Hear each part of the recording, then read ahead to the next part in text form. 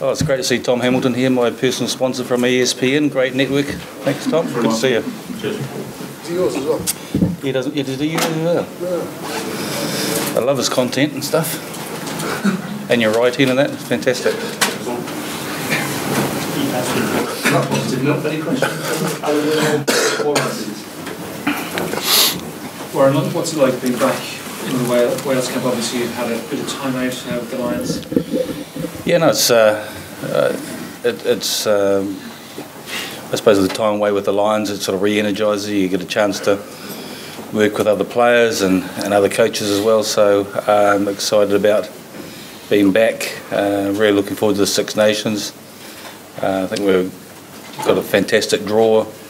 People are writing us off, which is a nice position to be in. And I think I'm expecting us to do well in the Six Nations, and Scotland first up is a big challenge for us. It's a great game to get first up, first game at home against a team that's definitely been improving the last couple of seasons, and we know it's going to be a good challenge for us, and for us to do well in this competition we've got to win that first game at home. Wales haven't won the tournament since 2013. Is that something that really chips away at you? No, I think it's a really tough competition to win. You know, you talk about 2013, and between that time we finished second one year. We lost out in points difference another year. Where if the fixtures had been the other way around, we probably would have won the competition. So I think we've been right in the competition in between that. So we're pleased with how we've done in the Six Nations, and I think if you look at our win record and our ratio for successes in the time that I've been involved, I think we're something like about 75% win record, pretty close to that sort of number in terms of winning 3 out of 4 games in the Six Nations. So I think we've had a fantastic record, but it's a tough tournament to win, but that's what makes it so exciting. What kind of brand of rugby can we expect from Wales in the Six Nations? Winning brand. Do you expect it to be a bit more expansive though? Because obviously Rob was very keen to kind of get the ball out a bit more and just play that game a bit more expansive. I think we've always been expansive in the way that we've played. We've had our attacking focus, depending on personnel, is making sure you get either quick ball, or if you've used bigger physical players. If we've had someone like George North or Alex Cuthbert playing, or Jamie Roberts, we use their strengths and being able to get us across the gain line and play off that. And if you have a different player in that 12 or that pivotal role at 12, then your attacking focus becomes somewhere else where it tends to be a bit wider. So our focus has always been about wanting to attack and to do that and have the balance right. And the way that teams are defensively nowadays, you've got to balance your attack with your kicking game, because that kicking strategy is really important. Is there any player, looking ahead to the Six Nations, is there any player that you think could be a real breakout player in this tournament? You've seen, obviously, you coach the Lions, you have an idea of all the other teams as well, but any player in particular that stands out that you think could break through? As a breakthrough player? Yeah.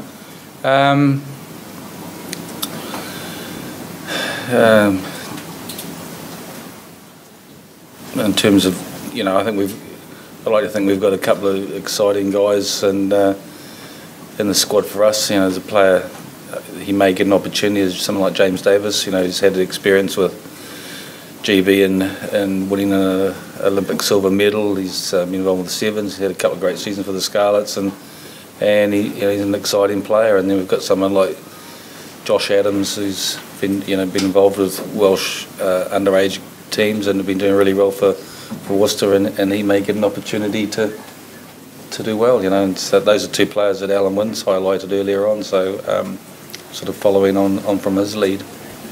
Is there anyone in particular that you use? I think we talk breakthrough. You always think of people that are uncapped, but I think you look at Rhys Patchell, particularly the games that he's played of late, at 15 for the Scarlets, and the way he's been kicking and steering from the back. It was interesting to see if he gets a bit more game time in red of Wales, what impact he could have, because he's had his injury issues and a couple of appearances, but it'd really be quite interesting to see the effect and the positive effect he could have on us. So I think it's good to watch him and see how he progresses. What's the difference between a Rob Howley prepared Six Nations team and a Warren Gatland? What are the kind of differences in the coaching you find as a player? One's a bit prettier than the other, isn't it? But you can't. I'll get you back from earlier for that one. Am I the prettier one? Well, I don't know. You can work that out.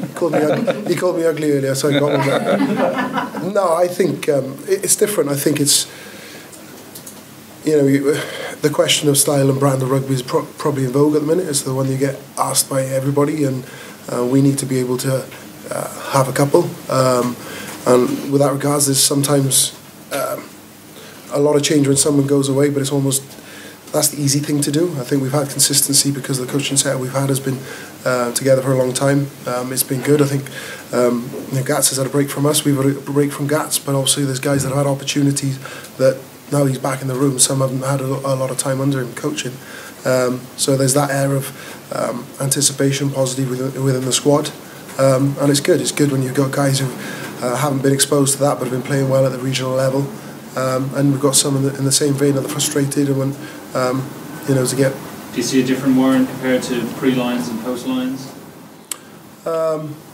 Bigger beard, but other than that, it's a few more miles into the belt. Obviously, another Lions tour, but it's funny. It goes back to the question again about style and how you're going to play. Well, we've always played attacking rugby, whether it's been set piece dominated around the corner or wide. We've displayed in parts all of that.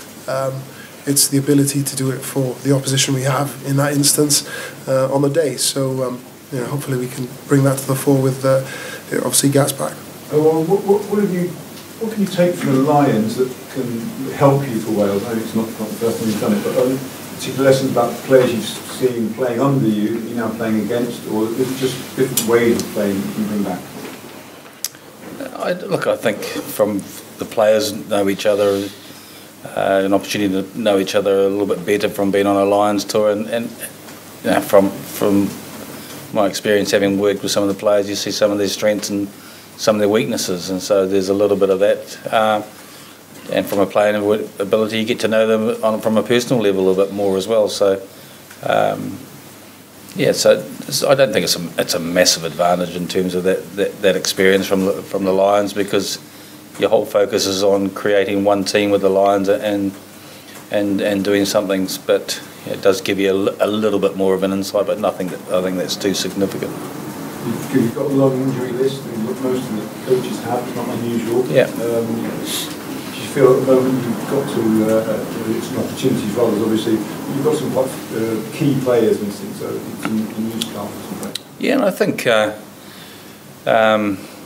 it's a great chance, because for all of us, this Six Nations is important. We use the autumn a little bit to blood and develop a few players and to potentially play a little bit differently as well. I think, and what people got to recognise is that post World Cups is the first 2 years are pretty important, because it's about seedings and it's about getting yourself into a reasonable pool for the next World Cup draw, and that's important. And that tends to be why you're not quite so experimental with selections, why you're not quite so experimental with the type of game you're going to play, because you don't have a huge amount of time together. But from this autumn was the first time that since the World Cup draw you were able to be experimental with selections and the way they play, because the World Cup draw is done. And so I think people don't understand that or recognise probably post World Cup that you are a little bit constrained because you're waiting for the draw, compared to the flexibility that we've had in the last couple of campaigns, and what we're able to do now in terms of with players and the way we want to play and preparing to have a good Six Nations, but also wanting to have a really good World Cup in 2019. Well, you touched on Liam Williams' injury earlier. Is your feeling at the moment that he may well need that off? We should be looking at the Six Nations. And with hindsight, do you think he would be better served to have had it after the autumn?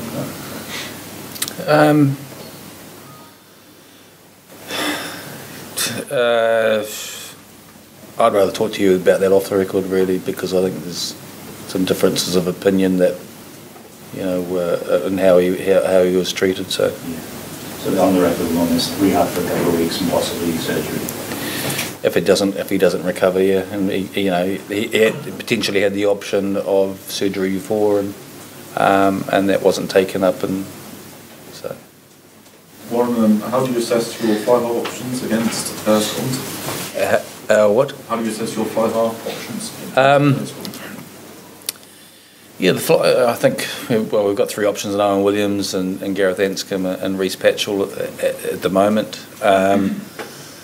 and I think from an attacking perspective, it's pretty exciting in terms of which way we decide to go. Owen has a little bit of a disadvantage because he had to go back to Gloucester, so he's not with us in terms of full preparation and won't be with us in the fallow weeks as well. So those English-based players do have a disadvantage to the Welsh-based players in terms of preparation, particularly in key positions, and particularly if you're not quite as experienced as some other players in your position. So I think the exciting thing is that we're going to pick a player who hasn't started in that position in the Six Nations, and someone like Dan Biggar, who's been a constant for us in recent seasons. Opposition teams know him pretty well. They know his strengths and the way he plays, and so we're potentially going to have a fly half playing for us who the opposition team are not going to know a huge amount about, which is going to be pretty exciting for us, and exciting for giving them a different sort of attacking focus and the way we're going to play. Last year there was, if you take Italy out of the equation, there was only one away win in Six Nations. Do you have any idea why that might be? Or do you think it could be similar again this year? I expect us to win 2 away from home, yeah. I mean, I made that point in terms of the away win was it was a concern for me going on the Lions because there hadn't been any big away win results, and that's what the Lions needed to do to go to New Zealand to be able to win away from home. So the teams had been pretty strong at home, and I think it was just something that, for whatever reason, I'm not too sure why teams were stronger at home than they were away. I think traditionally there have been teams that have been comfortable to play away from home. It's something that I know in the past that Wales have had a lot of success playing away from home and haven't been afraid to go to Twickenham or Dublin or Murrayfield and get success. And so maybe it was just one of those seasons. So I expect there will be teams there that the great thing about this Six Nations, I think everyone's capable of beating each other on the day. So hopefully we'll see some upsets, and we all know how important the first round of games are, and you win that first weekend, then you're going into the second weekend trying to get a second win, and you think you've got a chance of winning the Six Nations. You lose your opening game and you become desperate for week 2. So the first round of games are going to be pretty crucial. We all done, everybody? Thank you very much.